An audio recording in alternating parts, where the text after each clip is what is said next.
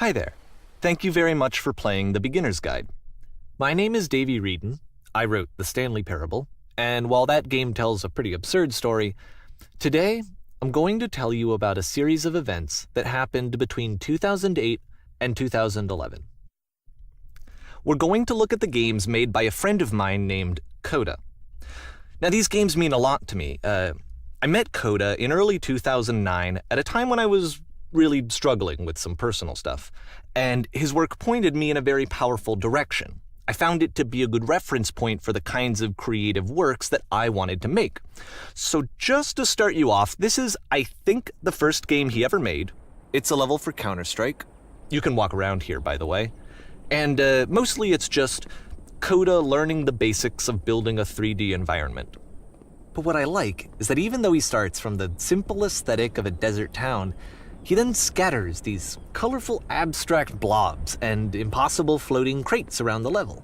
And of course, it destroys the illusion that this actually is a desert town, and instead this level becomes a kind of calling card from its creator. It's like a reminder that this video game was constructed by a real person. And it kind of makes you wonder, what was going through his head as he was building this? This is what I like about all of Coda's games. I mean, not that they're all fascinating as games, but that they are all going to give us access to their creator. I want us to see past the games themselves. I want to get to know who this human being really is. And that's exactly what we're going to do here. So, it's 2008, Coda starts making these games, and he never releases any of them. He doesn't put them onto the internet, he just makes them and then immediately abandons them, and they sit on his computer forever. And I think he really understood this image of himself as a recluse. At one point, he jokingly renamed his computer's recycling bin to Important Games Folder. So, this was just how he worked. He tended to crank them out one after the other without even really pausing to try to understand what he had just made, until suddenly one day, he just stopped. In 2011, that was it. He made his last game, and then he hasn't made another one since. And that's why I've taken this opportunity to gather all of his work together, is because I find his games powerful and interesting, and I'd like this collection to reach him, to maybe encourage him to start creating again. And if the people like you who play this also happen to find his work interesting, then I'm sure it'll just send that much stronger of a message of encouragement to Coda. So thanks for joining me on this. If you have a particular interpretation that I haven't mentioned here, or if you just need to get in touch, you can email me at daveyWreden@gmail.com. Okay, that's about it for introduction. Let's take a look at Coda's first proper game. As each game is loading, I'll show you the date that it was completed. This first one was made in November 2008.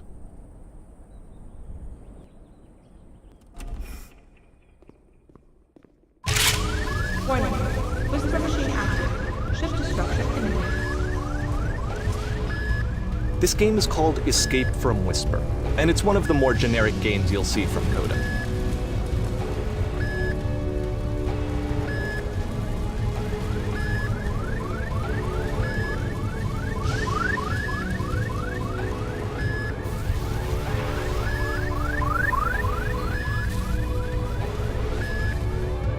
Security code reached.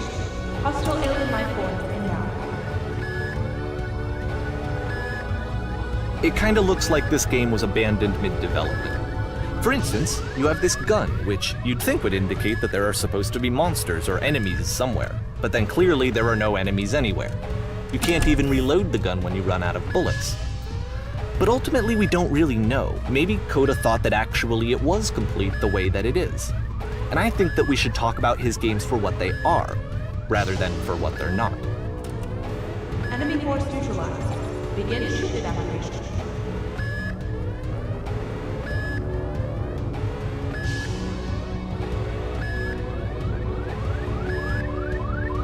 I love how you can see the bottom of the universe from this road.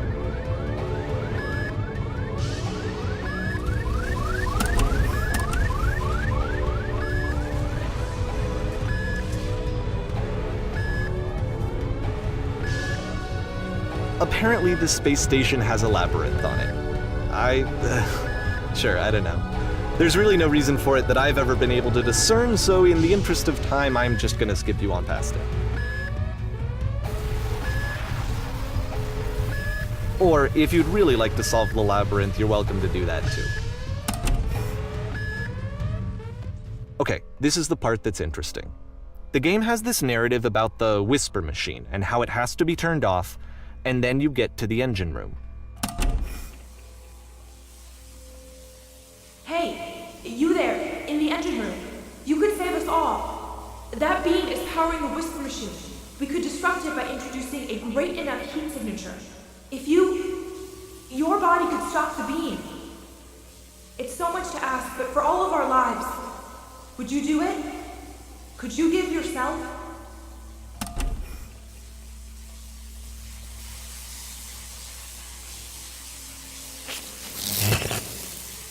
Let me pause here for a second. What you just experienced, stepping into the beam and then dying, is probably what Coda had initially intended when he was developing this level. But when he first compiles and plays it, something goes wrong. There's a bug somewhere. And this is what happens instead.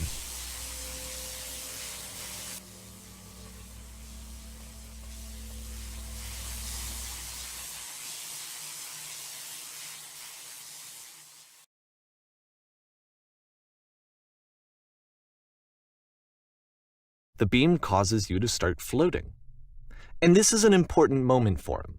Because yes, this is technically a glitch, but Coda identifies something human about it, like how small it makes you feel in the face of this larger chaotic system. Or this floating could be the afterlife, a peaceful place, juxtaposed against all of the hysteria that you've just had to traverse. I don't even know. I have no idea what he was thinking, but what's clear is that after making this, something lodges itself in his brain. He wants to do more of these really weird and experimental designs. So he stops work on this and moves on to a stream of tiny little games that go in all sorts of directions. Let's go ahead and take a look at the first game he made after leaving this one behind.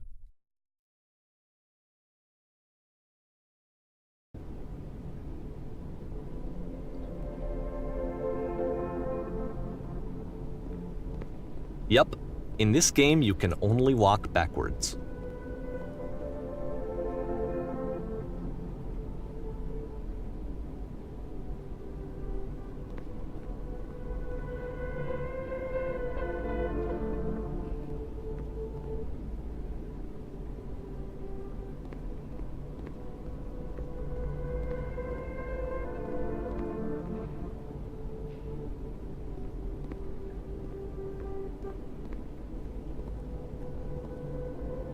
So it's a short and relatively minimalist experiment combining motion and narrative. It is less advanced than the previous game, but actually it seems to be more focused, more complete. Coda's trying to give it a unique voice rather than simply basing it on a pre-existing trope.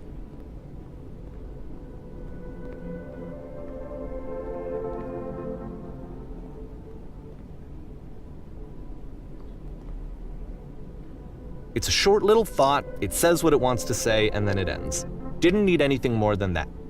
Which to me is why it works, because it gets out quick. Okay, next one.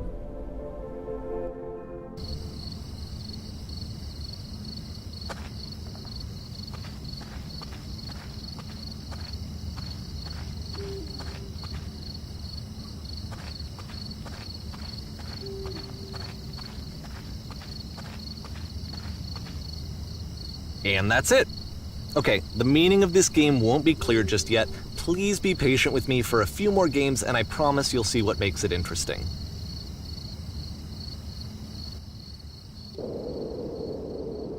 Oftentimes, Coda would put bizarre titles like this one at the start of his games. I wish I'd known him at the time that he was making these early games. He would really only talk to me about his work as he was making it. Once he stopped work on a game, that was it. It was dead to him. And I don't agree with that at all, but what are you gonna do?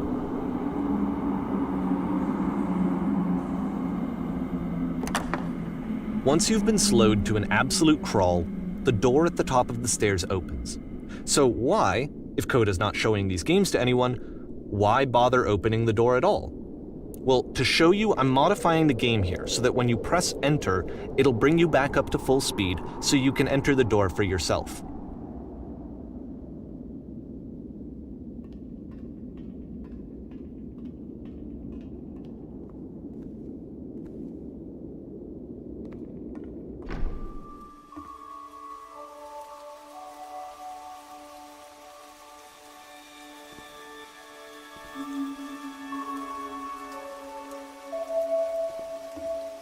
A room that's warm and nice and filled with little ideas for games.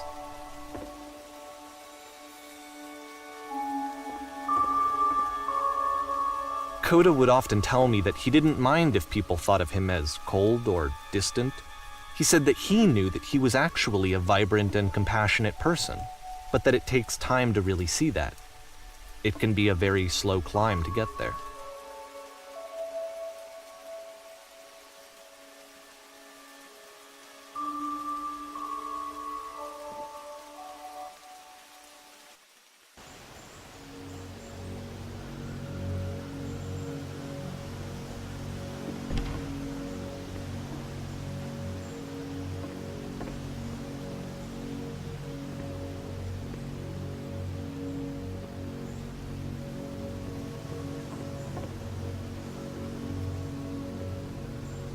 Well, this is new for Coda. It's an actual puzzle. Go ahead and see if you can solve it.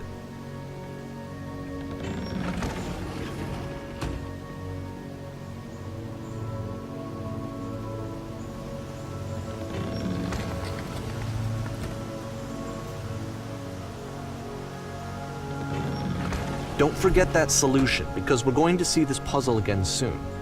We're gonna see it a lot.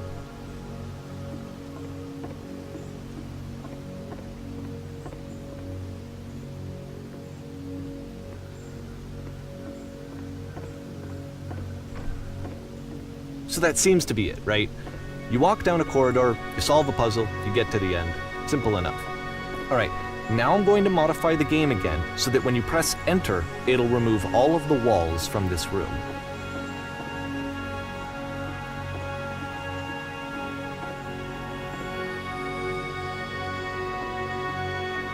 How about that? There was more to it than we had any way of knowing. I actually find it funny that this game comes after the Stairs game, since they essentially convey the opposite idea. So, in the Stairs game, a dull exterior concealed a rich interior, and then, in this level, a dull interior hides this fantastic outer world. Either way, I think that the point is the same, is that most of the time you don't get to know what you're missing, or even that you're missing anything. That's not your role as a player. So if your role here is not to understand, then what is it?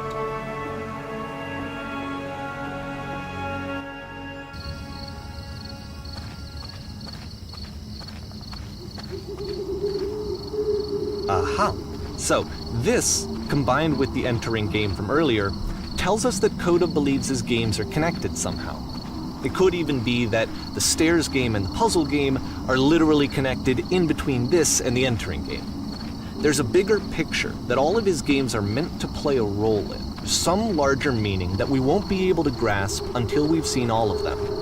And once we have, we can step back and start to understand what exactly that bigger picture is.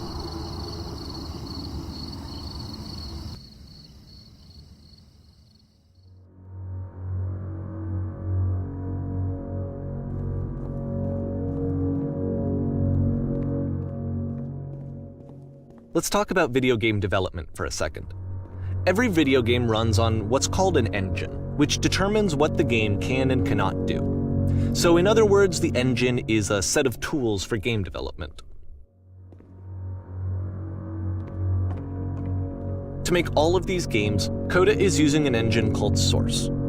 Like all engines, Source has certain things that it does well, and it has certain things that it does poorly. One of the things that it does very well is boxy linear corridors. That's why so many of Coda's games are set in these large, flat, empty rooms, is just because he's working with what the engine does well.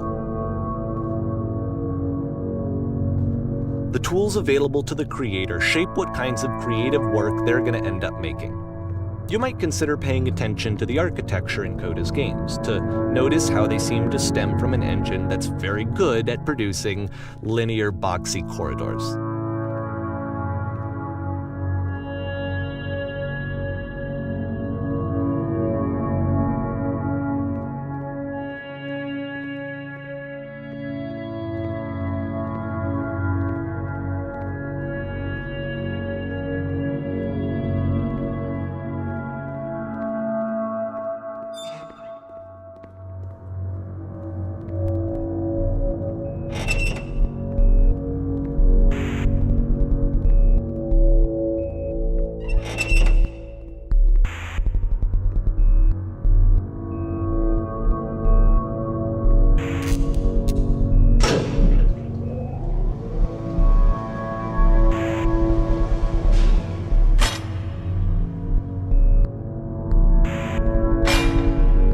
This prison, funny enough, in Coda's original design, the doors stayed shut for a full hour before letting you go.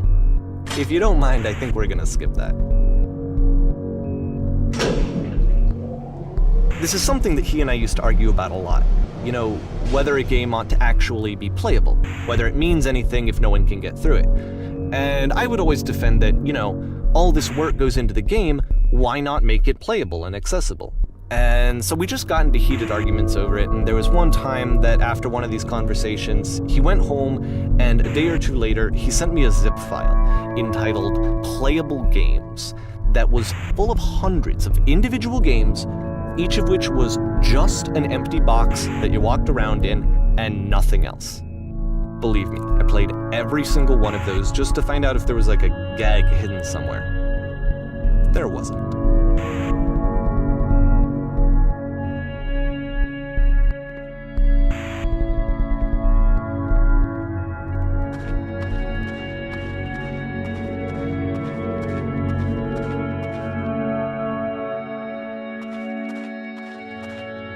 It's the puzzle again, with the exact same solution as the last time.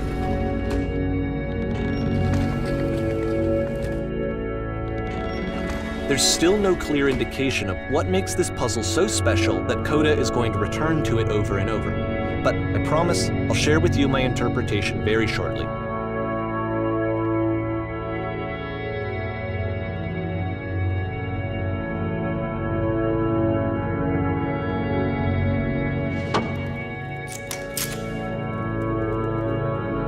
Here, Coda begins using a kind of dialogue system that he fashioned out of the engine's chat capabilities. Use the 1, 2, 3 buttons on your keyboard to respond.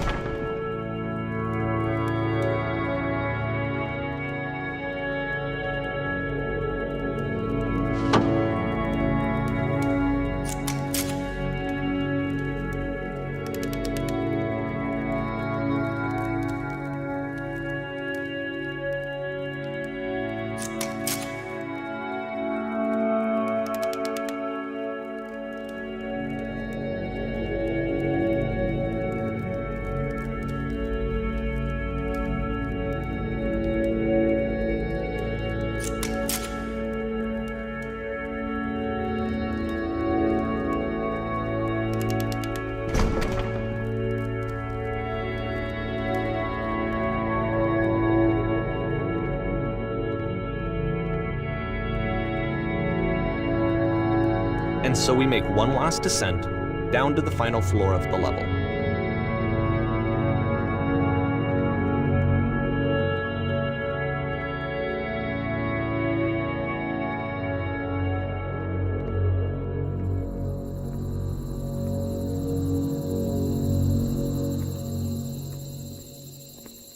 It's a lamppost. Okay, I can't tell you quite why, but for some reason Coda fixates on this lamppost. It's going to appear at the end of every single one of his games from here on out. I'll tell you what I think. I think that up to this point, he's been making really strange and abstract games with no clear purpose, and maybe you can only float around in that headspace for so long. Because now he wants something to hold on to. He wants a reference point. He wants the work to be leading to something. He wants a destination, which is what this lamppost is. It's a destination. We're going to see it in the work as well. His games are just going to become a lot more cohesive, a lot more fully developed, with more of a clear idea behind them. And as we go, that idea will get clearer and clearer and clearer.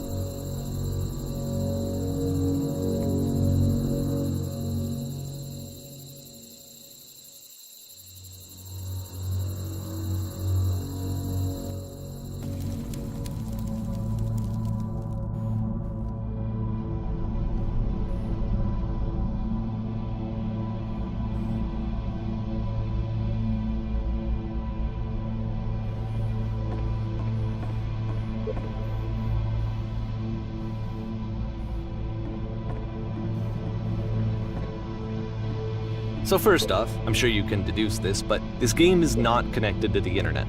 All of the notes that you're gonna see have been written by Coda.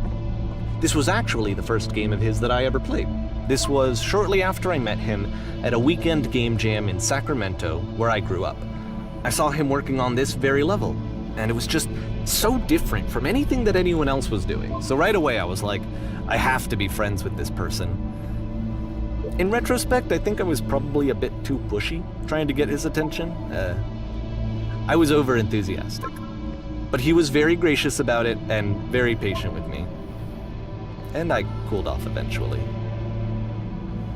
Oh, feel free to skip over any of these notes if they're not doing anything for you. Nothing extra is going to happen if you read all of them. Either way, to me they convey a sense of loneliness.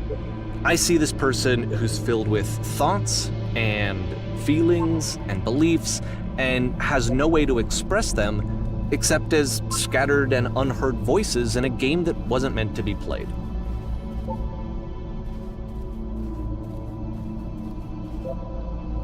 But it's ironic, isn't it, that in playing this game and seeing how alone Coda often felt, that we get to know him better and actually kind of connect with him. And I have to be honest with you, this idea is really seductive to me, that I could just play someone's game and see the voices in their head and get to know them better and have to do less of the messy in-person socializing. I could just get to know you through your work. I think this is why I always liked Coda's games so much, is because it felt like they let me have that connection. I felt as though he was inviting me personally into his world. And then I feel less lonely too.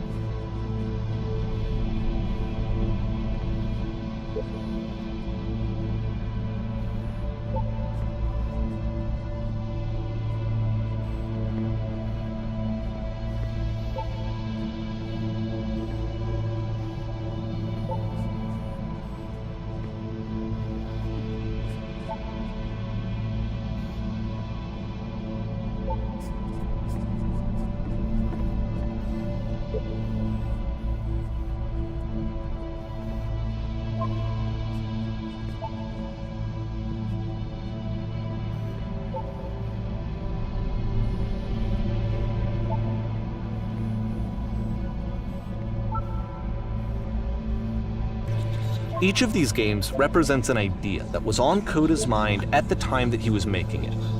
And the puzzle is a way of closing the door on a previous chapter of his life before moving on to the next one. In each of his games, after exploring a theme that, he might find difficult, Coda can then place this puzzle that he knows has a reliable solution, he understands exactly how it works, and so it gives him a simple mechanism for moving on.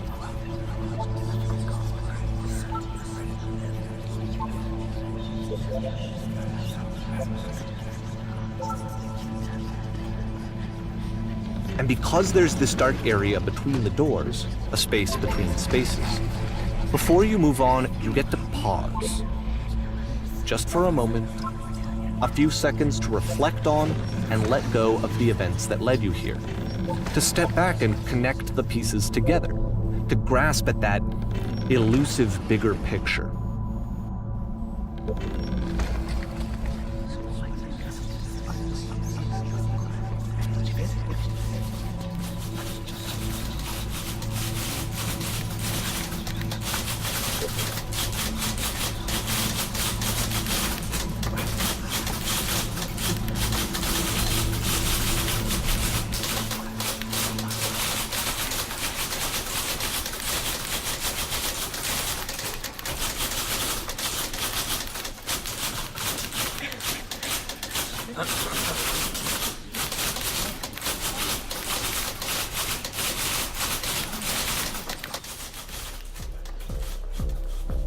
Okay, this one is tough. It's gonna kind of just spin its own wheels for a few minutes. Hang with it.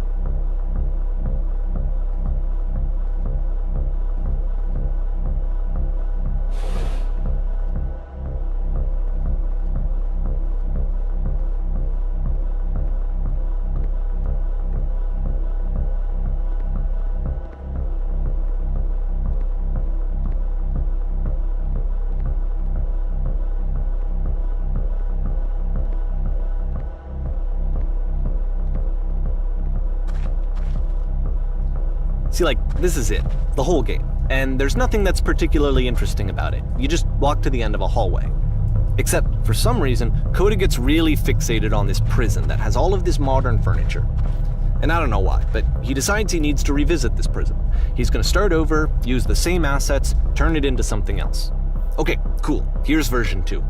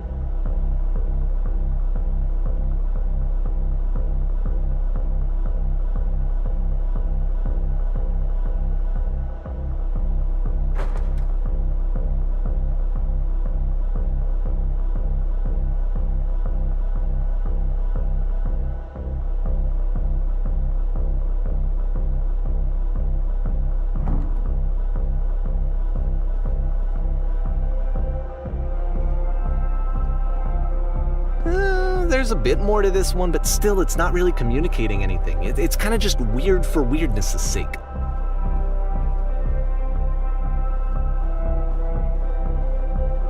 So okay, he throws it out and starts over.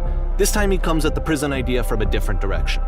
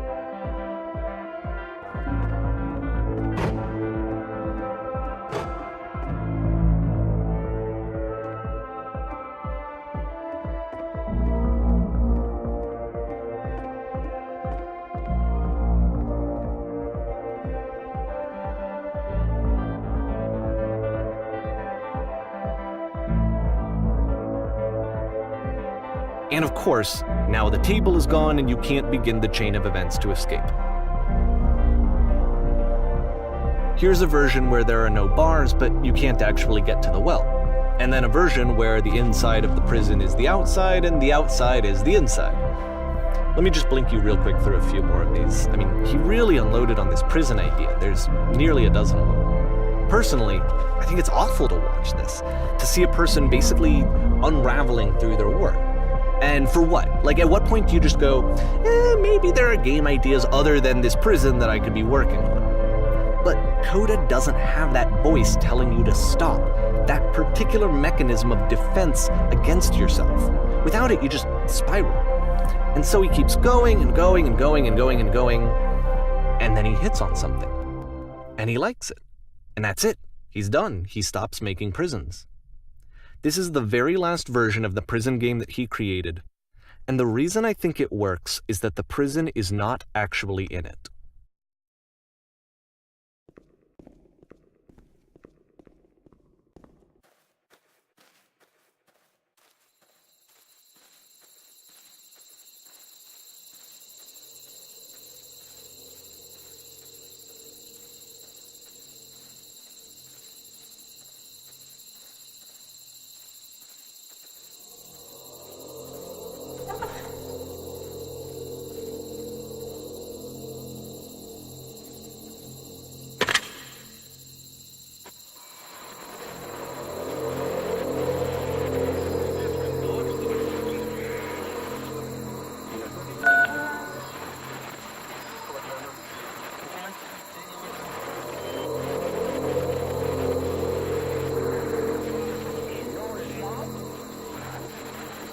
It's a conversation. And so this is what Coda wants, is to be able to talk to someone, to share what's on his mind, and to get some good advice from someone who knows. But the irony is that even in this scenario, you're still talking to yourself. You know, all of these games so far are Coda talking to himself.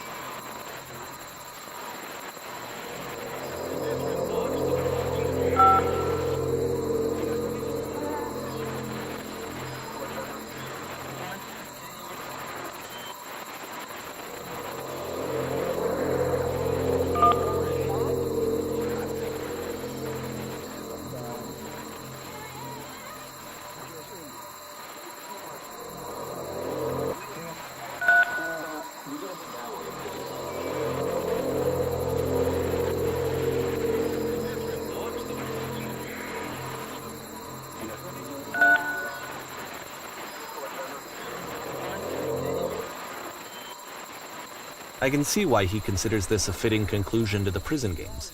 After all of the obsession and frustration, just to be told by someone you can trust that things are going to be okay. Wouldn't that be nice?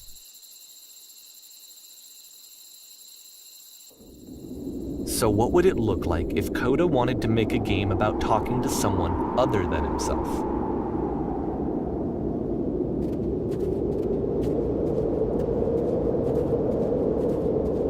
To me, this environment is meant to represent Coda's puzzle, with the two doors on either side and a dark transitional space between.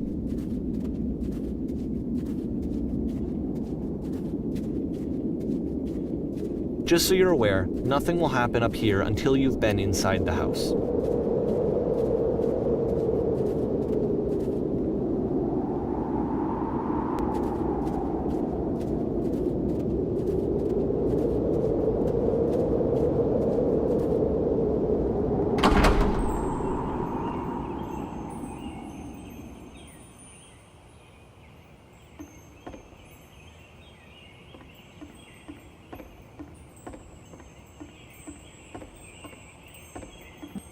You'll notice that the quality of the art is a step up from previous games, including this new and improved chat system, which he started using from this point on. From here on out, he begins putting much more effort into the visual polish of his work, and this particular game took 2 months to create as a result.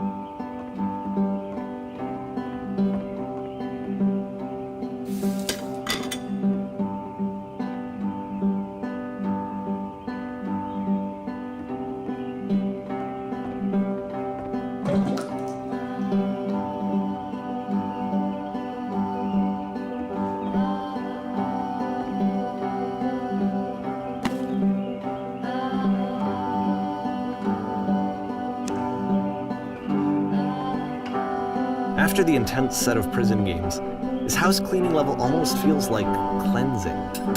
It's the moment after a particularly difficult or traumatic experience where you just need to let it sit and digest inside of you, and eventually cohere into something meaningful.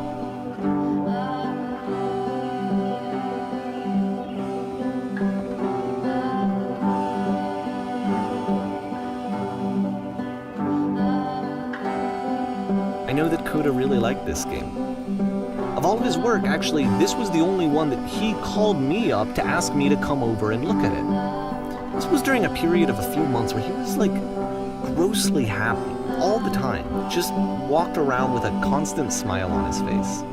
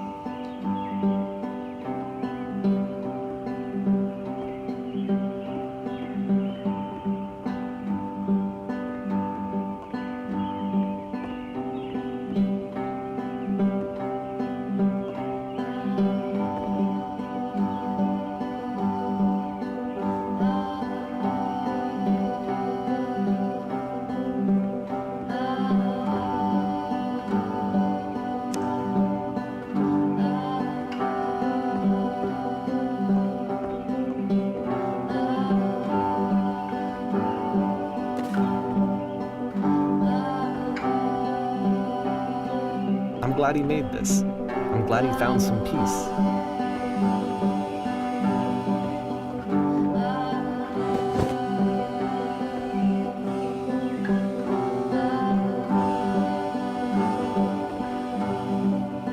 But, of course, it can't last. The music stops, your companion is gone, it's time to leave. The door at the top of the hill is now open as well. Again, you can't stay in the dark space for too long. You just can't. You have to keep moving. It's how you stay alive.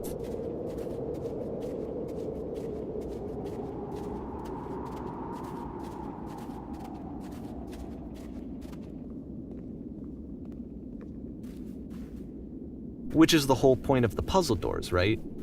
That sooner or later you have to pick up and move. I really thought that was the point of it.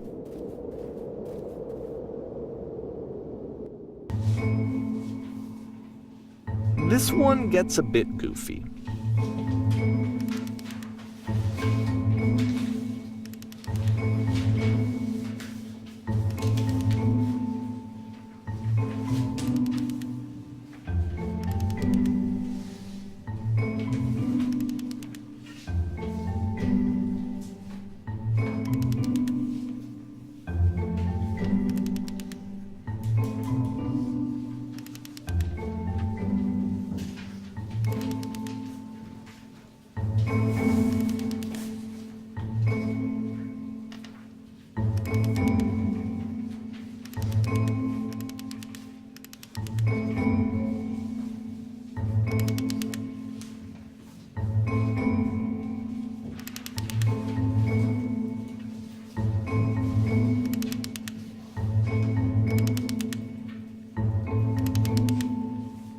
About halfway through the game, the perspective shifts.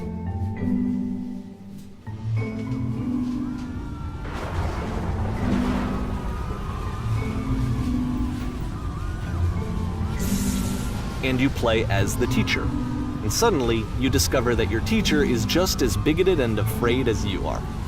Oh, and also you can move around the classroom now.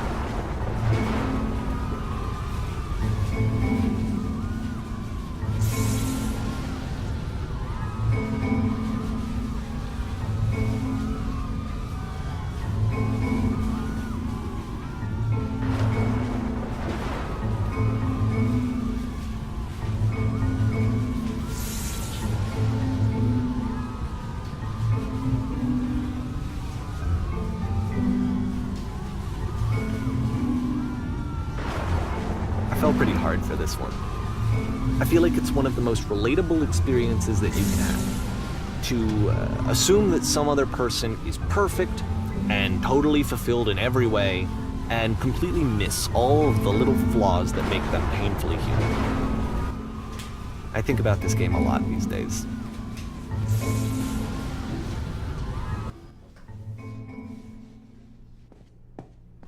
This one took a lot longer than all the others for Coda to make. It was 4 months between this and the last one.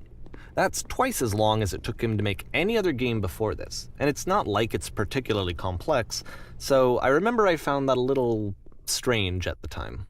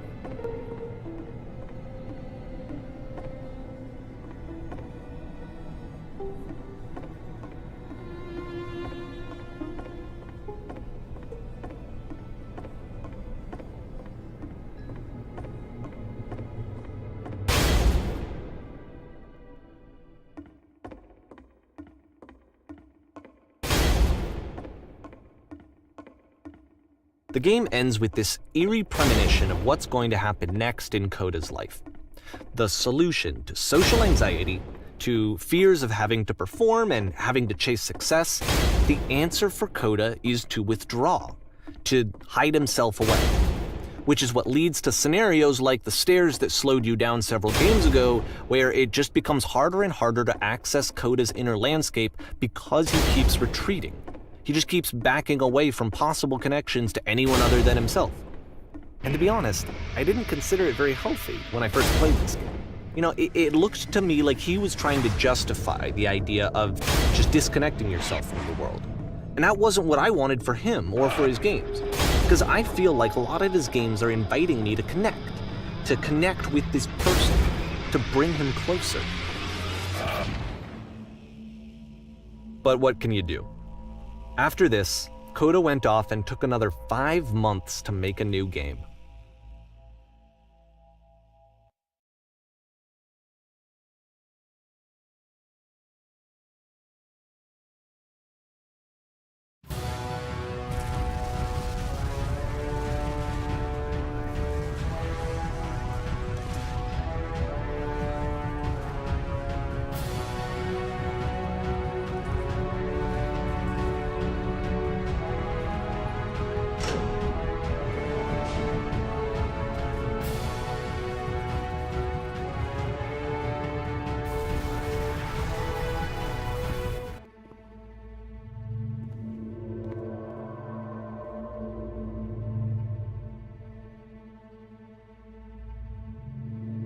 Like I said, I was getting concerned.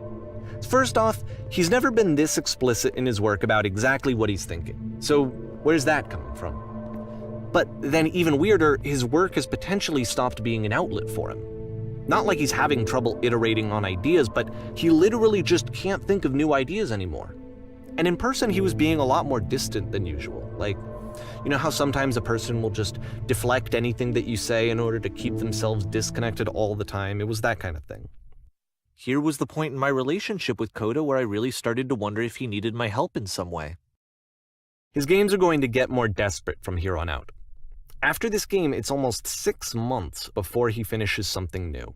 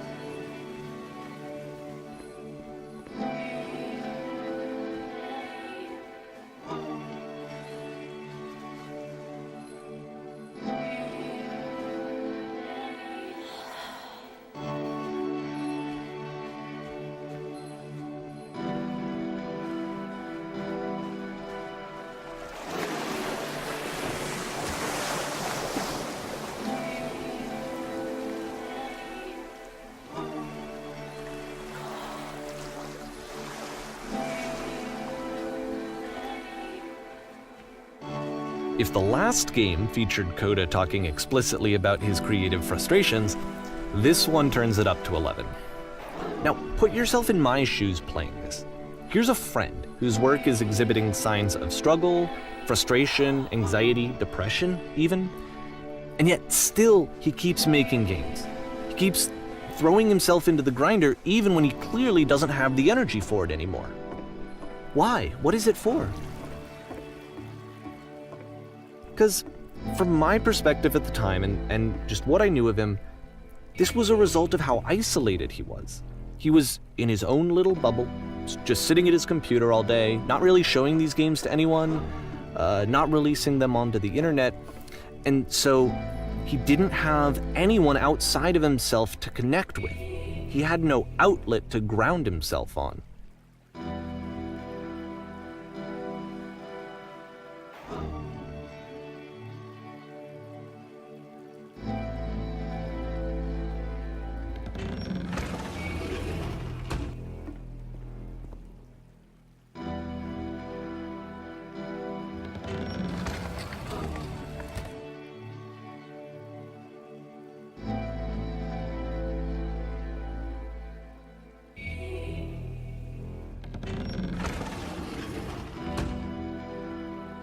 You can't talk yourself out of loneliness.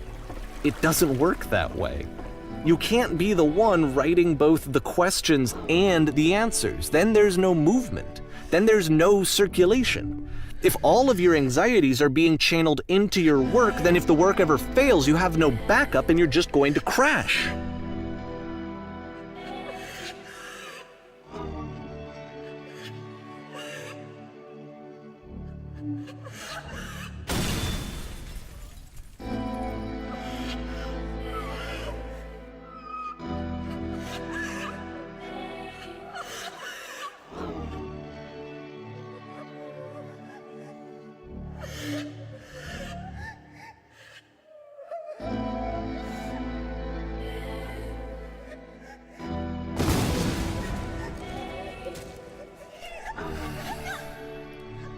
Seeing this game at the time that he made it, it looked really unhealthy to me.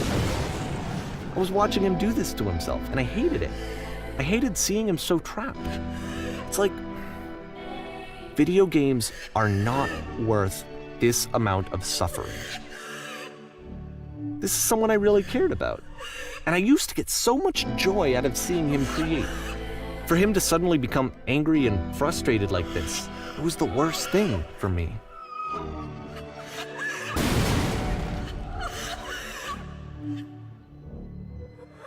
I don't know. This is what I felt at the time. I don't know how else to explain it. I wanted it to stop more than anything. I had never felt so rotten. I needed more than I had ever needed anything for this to stop. But it didn't stop. After finishing this one, Coda takes another 7 months and comes up with a new game.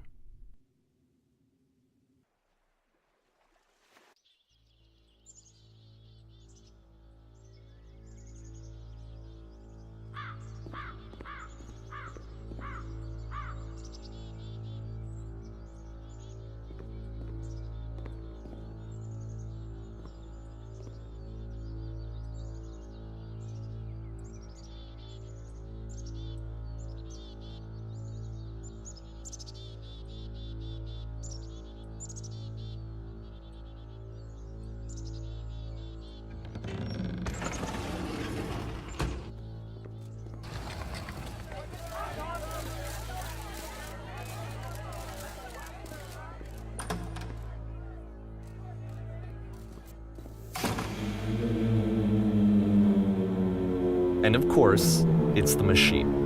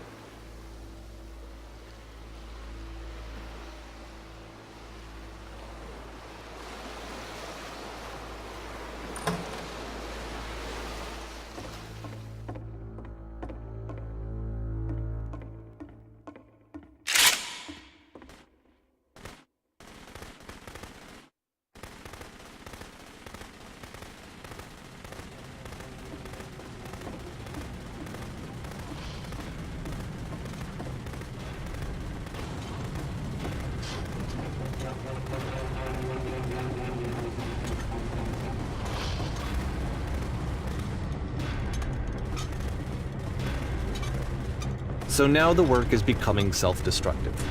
And I'll tell you, at the time that I first played this game, shortly after he made it, here's what I'm thinking to myself. I'm thinking that Code is stuck in his own head, and that it's having a very negative effect on him, and that all he needs to do is just start showing his work to people, to get some actual feedback on his games. It might get him out of isolation. And so, as I'm thinking this, I realize that I could be the one to initiate it. Because it would never occur to Coda to start actively soliciting feedback, so what if I did it for him? If he could see the difference it would make to have more actual conversations with other human beings, would that bring him out of his mental spiral? Would it give him confidence in himself? Would it bring meaning back into his work?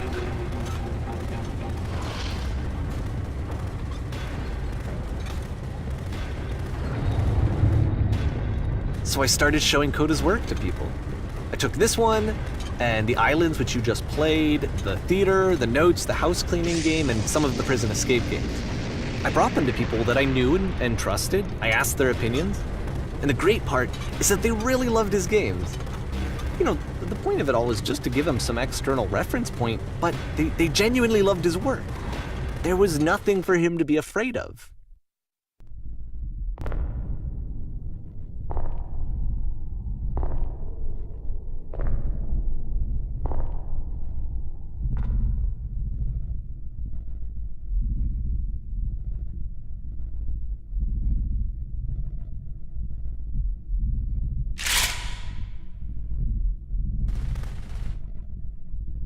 Can you see why I felt like this was the right thing to do? Because it's the thing that I always feel like I need, to be told that my work is good, that I am good.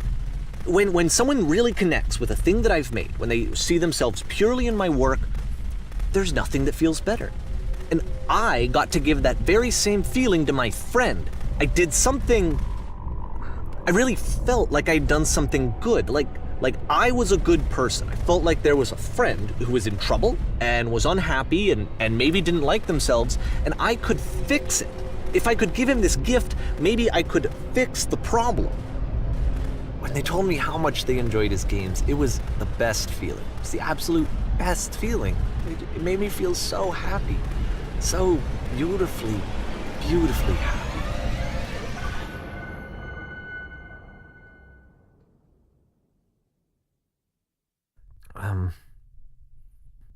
So anyway, Coda finishes this game, and then really he just kind of takes off for a while. So this is June of 2011, and I didn't hear anything from him for several weeks, I guess. And so out of nowhere, one day I get an email, and it's got a private link to a new game of Coda's. This one is called The Tower, and to my knowledge, it's the last game that Coda ever made. So let's take a look.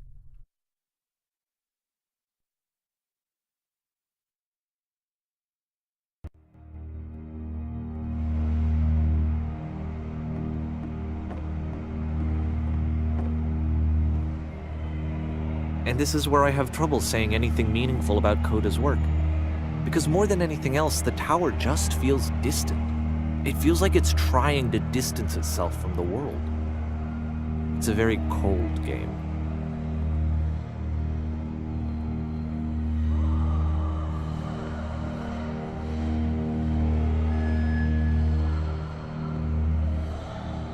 This room actually has a maze in it. Except that all the walls of the maze are invisible. And then every time you touch one of the walls, there's this awful flashing and noise. So the experience is really miserable. The game goes beyond not being meant to be played. It actually seems to despise the player for trying to play it at all. But I do want to show you the rest of the levels, so when you're ready to continue, press enter and I'll put a bridge over the maze.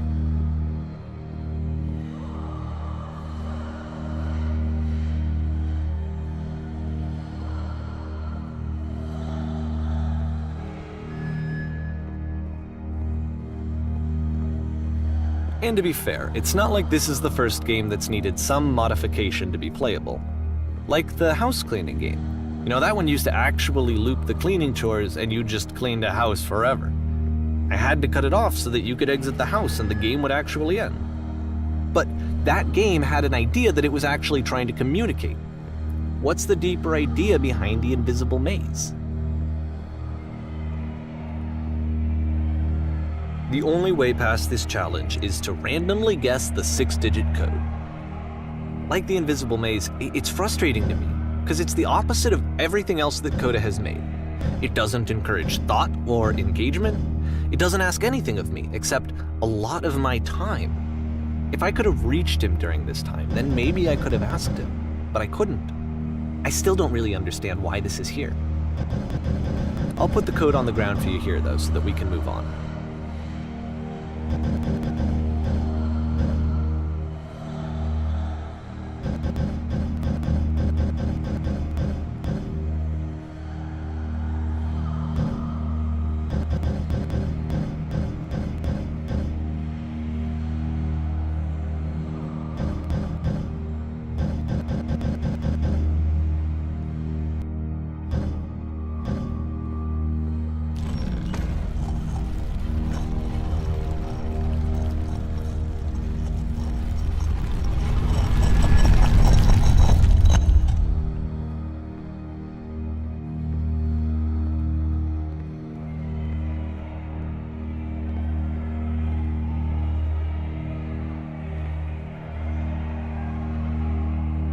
The switch to open this door is actually on the other side of the door, meaning that it's literally impossible to solve from this side. So even if you somehow brute forced your way through the first 2 challenges and you got to this point, there's actually just no way to progress. And it's scary for me, the idea of Kota cutting himself off entirely, just saying, that's it, that's the end of the conversation, not giving me any way to fix the problem. I feel like a failure, I guess, when I can't fix the problem. But I can open this door for you, so let me do that.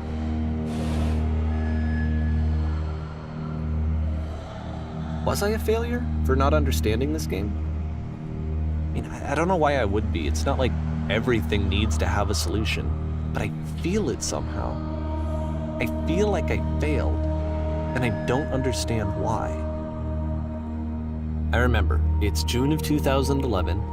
I'm playing this for the very first time, and as I'm playing, I'm thinking to myself, I don't know this person. I have no idea who this person is. It wasn't the guy I knew, it wasn't my friend. I had come to so many conclusions from looking at all of his work up to this point, and then suddenly none of them... I had been trying to, though. That was the thing. For years I was trying to get to know him, to understand who he actually was and what he stood for. I asked him so many times to please just tell me what his games mean to him. I asked him please to tell me what the 3 dots mean. And he wouldn't.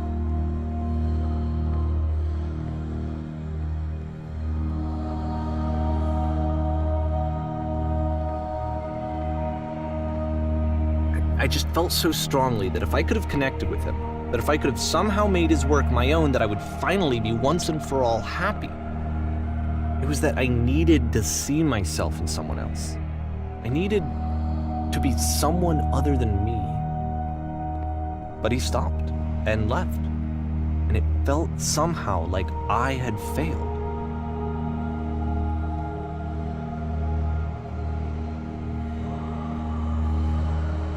Where did I screw up?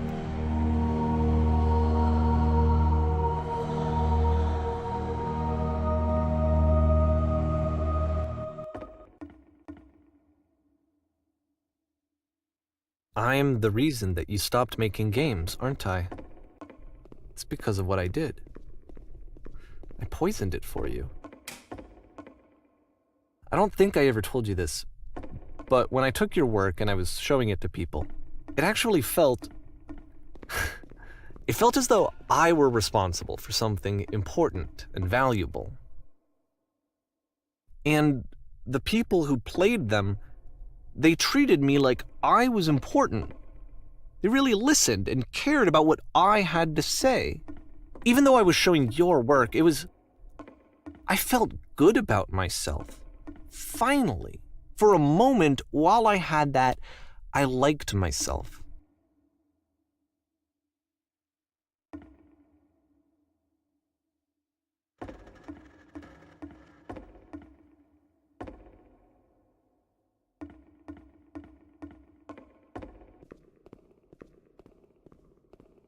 And then you stopped, and I didn't have anything left to show people. I just had to be with myself. And as soon as that happened, there was no feeling at all. Nothing. Less than nothing. What does that mean?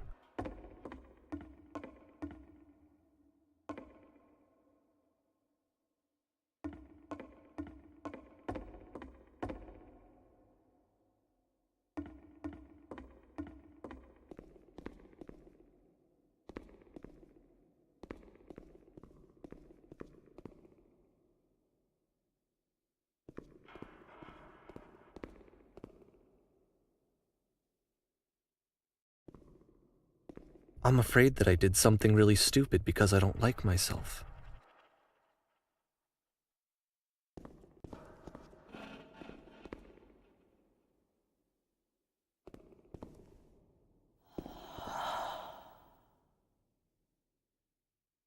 That's why I'm releasing this collection of your work, is because I haven't been able to find any other way to reach you. I've tried everything. And so a part of me has hope that if I put this compilation out into the world, and if I put my name on it, that maybe enough people will play it so that it'll find its way to you, so that I can tell you that I'm sorry. I know I screwed up.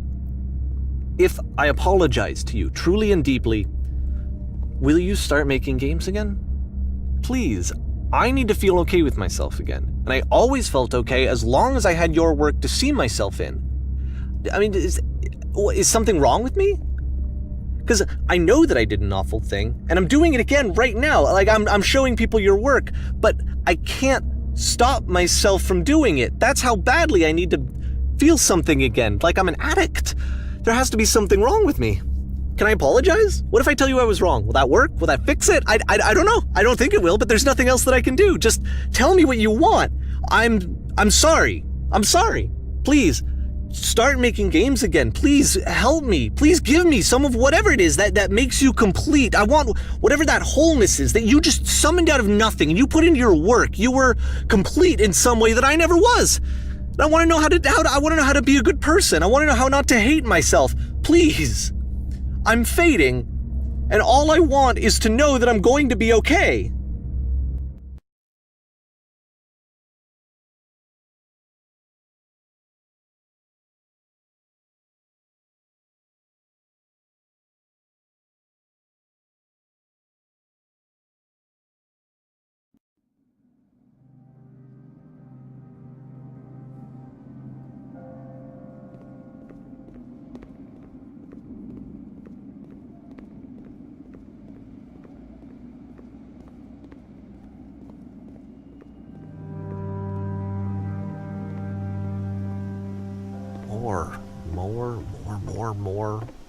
More love, more praise, more people telling me that I'm good.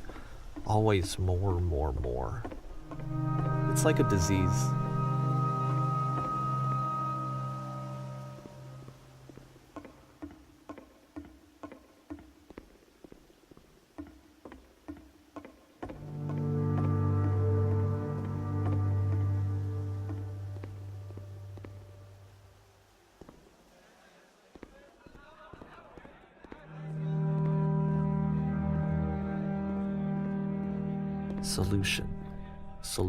Solution.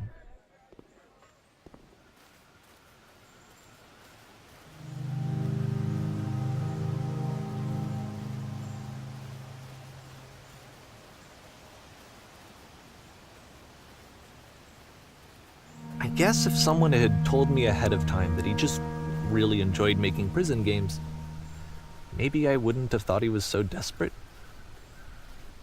I wouldn't have told so many people that he was depressed. Maybe he just likes making prisons.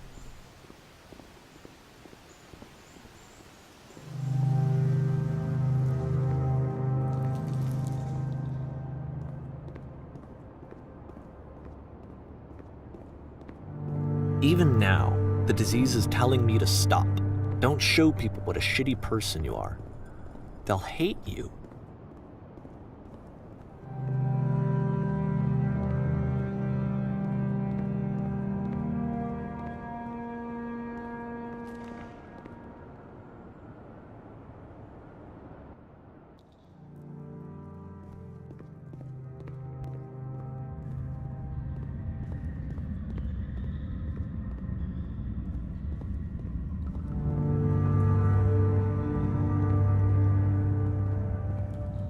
If I knew that my life depended on finding something to be driven by other than validation, what would that even be? It's strange, but the thought of not being driven by external validation is unthinkable. Like, I actually cannot conceive of what that would be like.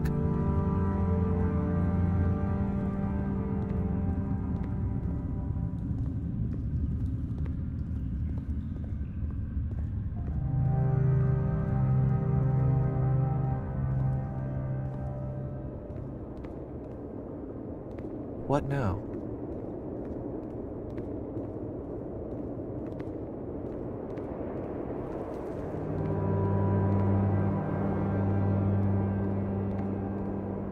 I think I need to go. And I'm sorry, 'cause I know that I said that I would be here and I would walk you through this, but I'm starting to feel like I have a lot of work to do. I have a lot that I need to make up for, and so I'm just gonna... Okay.